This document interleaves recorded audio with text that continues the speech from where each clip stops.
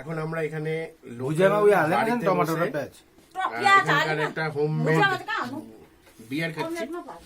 তো আপনারা দেখতে পাচ্ছেন এইভাবে এটা গরম জল দিতে হয়, আর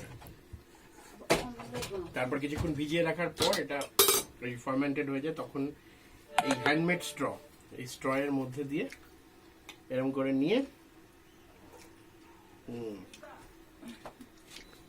সাথে দেশি মুরগির ডিম, তার ভুজিয়া। আর এই দিকটা আমি দেখাবো, এই দিকটা হচ্ছে এখানকার সিকিমের বাড়ির রান্নাঘর। এইখানে নিচে চুল্লি, আর এইখানে ওপরে কাঠ, এখানে দিদি, এই দিদি আমাদের, আর এখানে এখানে এখানে দিদি, এখানে রান্না হচ্ছে। হ্যাঁ, এখানে ঘর, এখানে সব ইয়ে,